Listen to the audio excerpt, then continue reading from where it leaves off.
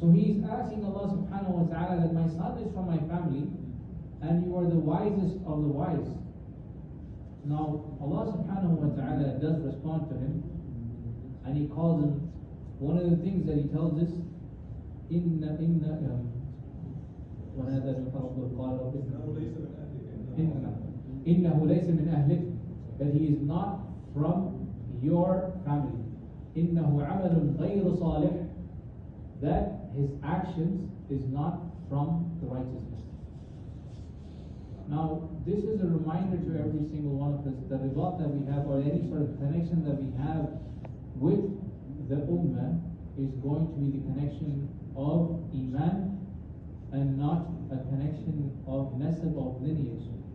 So the love that you have should be based upon iman and not purely based upon lineage. This is not to say, because the Prophet ﷺ himself, when he was fighting in the battle, أَنَا النَّبِيُّ لَا كَذِبْ, that I am a prophet and it is not a lie, أَنَا عَبْدُ الْمُطَّلِبْ, that I am the son of Abdul Muttalib, because at this point of time, some of the people that were fighting this battle, they recognized Asabiyya more than Iman, because these were some of the early believers. So if this is a form for you to unite people towards khair, you won't be blameworthy. But anytime Asabiyya is used as a form to put down another community, or to say we are better, and by the way, we hear all of this in many of the communities, okay, this is a community, this imam should be from this place because our community is so and so. What is important is that every imam who comes or who wants to be a leader, that he understands the people. This is very important. So if you feel you want to get an imam based on somebody who understands the culture, is not a problem. But anytime it becomes a condition that an imam should be from this because we are this, you want to reanalyze your situation and ask yourself, we want somebody who understands our culture, no problem. But anytime you feel your culture is given top priority than somebody who's righteous, this becomes a problem.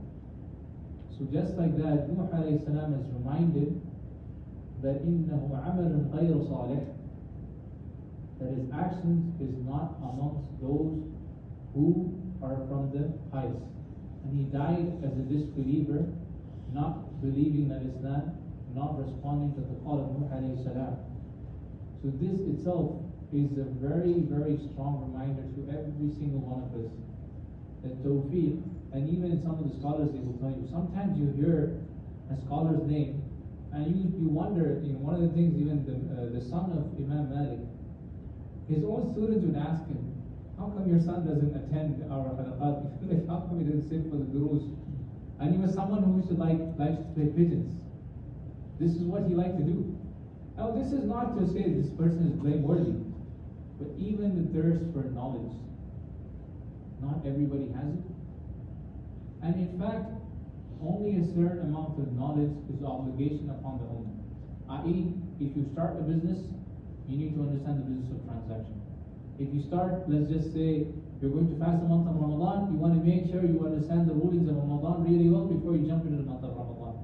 So every time you get into something, let's just say you're going to get married, then at this point of time, the rules of marriage has to be understood. Because sometimes I go to these wedding halls, people are doing crazy things. Now, alhamdulillah, because of the imam, he tells them, okay, brother, sign, who's a witness. He does the basic sharia, and then the adab of the marriage is going in all directions. So there are certain things that becomes an obligation upon the ummah. So just like that, Allah subhanahu wa ta'ala, وَمَا تَوْفِقْ إِلَّا بِاللَّهِ, except the tawfiq comes from Allah subhanahu wa ta'ala alone. So this is what is very extremely important to us, is that we ask Allah subhanahu wa ta'ala not only for knowledge, but we ask Allah subhanahu wa ta'ala for tawfiq upon this knowledge. What was the dua of the Prophet sallallahu alaihi wasallam? Allahumma inni as'aluka wa ilman nafi'an, rizqan tayyiban wa 'amalan mutaqabbalan. That you ask Allah subhanahu wa ta'ala for halal rizq, beneficial knowledge, because sometimes not every knowledge is beneficial to you, and this is something every individual has to navigate. And the last thing that we were talking about is actions that is going to be accepted by Allah subhanahu wa ta'ala. So beneficial knowledge, and actions that are accepted, you can't take away that from each other. So every single one of us, any knowledge we seek, it shouldn't be something you hear and you say, I know, but in true reality, there is no action upon this knowledge. Especially when it comes to the wajibat, you know, so many times, every time I talk about birrul walidain or silatul rahim, I'm telling you, every time I've done the khutbah, I finish and I get down, sometimes I've noticed somebody will come up and say, brother, I haven't spoken to my close family member for so long, then what should I do? Some of them, they will tell me, I have tried, but my sister doesn't want to talk to me. I have tried, my brother does not want to talk to me. What is important from your side, you leave the doors open, and you always tell them that you love them for the sake of Allah subhanahu wa ta'ala. Because on the day of judgment, if you were to put forth your case, you can say, my communication was always open with my family members.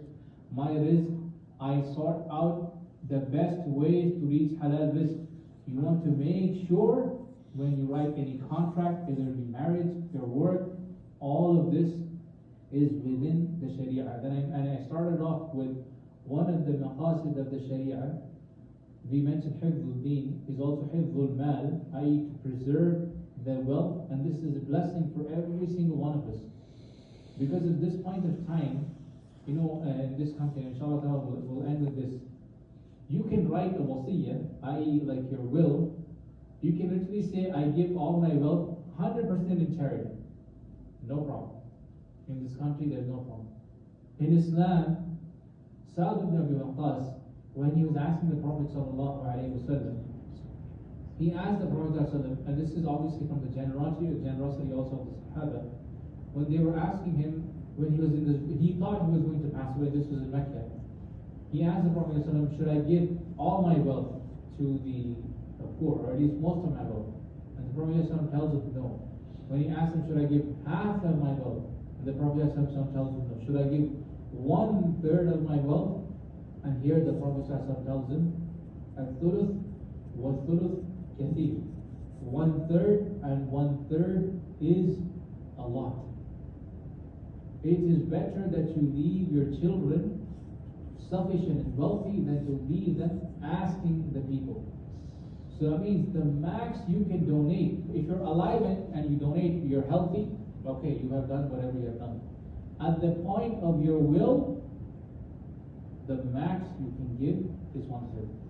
So that means every single individual, the max you can write, here will is the final. But in Islam, will take care of 1/3. But if you have a mom and dad, 1/6, 1/6. If you have a wife with children, then you have 1/8 to the wife. And for the children, depends on how many children you have, you will divide your wealth. So Allah subhanahu wa ta'ala has done the calculations for you. And from your original wealth, the max you give out is 1/3. Now many people, they know Allah subhanahu wa ta'ala has given, inheritance laws to this ummah, but when they have to actually write their will, they may be upset with their son. They'll say, I don't want to give my son this, I want to give my other son this, I'm not happy with my daughter, and they write as they please.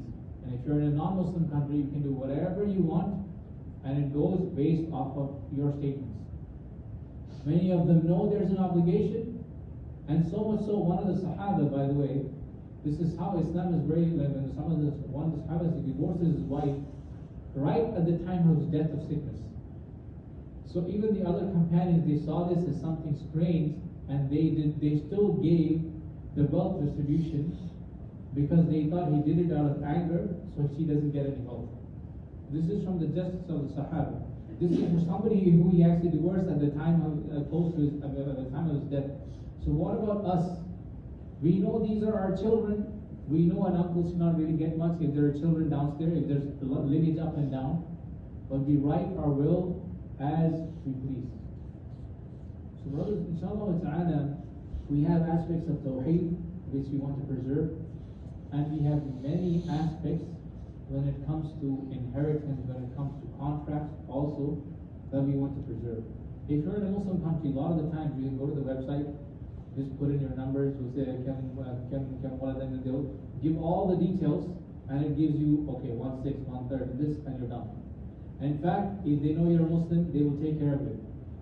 But in this country, if you have nothing written, I think the state of New Jersey most likely goes to your wife. And then obviously, she should not have it for herself. If she has children, she needs to realize that, okay, this wealth has to be distributed because this is from an obligation that Allah subhanahu wa ta'ala has prescribed upon this ummah. How much time do I have? His time number is already 7 o'clock is the sun. It's 10 minutes already behind. Okay. Oh, 2 minutes. 2 minutes. Okay, inshallah, then I'll stop.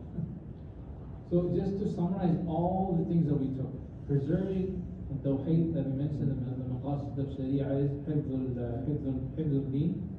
The first thing every single one of us will give priority is preserve the deen of Allah subhanahu wa ta'ala in our day-to-day lives. The other thing that I mentioned was the story of Nuh alayhi salam. One of the things, even if you forgot all the details from Nuh alayhi salam, one thing that you can walk away from the story of Nuh alayhi salam, Yusuf alayhi salam, and the story of Lut alayhi salam, you can have a wife, you can have a son, you can have a family, you could be a descendant of the scholars, you could be a descendant of the Prophet alayhi salatu salam. But Allah subhanahu wa ta'ala has to give tawfiq when it comes to guidance and when it comes to actions. So always ask Allah subhanahu wa ta'ala for beneficial knowledge and actions for them. And we ask Allah subhanahu wa ta'ala for tawfiq in this. Ameen. And the last thing is, brothers, give importance when it comes to remind your family members when it comes to wealth. I have seen this even in my own family. I was asking somebody, somebody had passed away, and I said, what happened to the wealth distribution? And they didn't answer anything because I knew they gave it randomly and however they felt like. This is an obligation upon the person who's been put in charge of this. For some reason, he's been put in charge of this, or even the one who's going to write the will himself. This is not something you take lightly. The reality is many people are just ignorant about it, and sometimes brothers and sisters fight saying, I took care of my dad, so I need to get more. If you gave it as a form of charity, you gave it as a form of charity with your services. Because of that, you cannot say, I need to deserve more wealth. When it comes to distribution, Allah subhanahu wa ta'ala has given us fixed numbers. And this is from His hikmah, and this is not for us to dispute why a dad should get less, why a son should get more. Just put your trust in Allah subhanahu wa ta'ala. He is Al-Ali and He is Al-Hakim. So know the obligations upon yourselves, fulfill the rights of Allah subhanahu wa ta'ala, the slaves of Allah subhanahu wa ta'ala, so that when we meet Him, we have a case with Allah subhanahu wa ta'ala. We ask Allah subhanahu wa ta'ala the tawfiq in this life and hereafter. May Allah subhanahu wa ta'ala for beneficial knowledge. سبحانك اللهم وبحمدك نشهد أن لا إله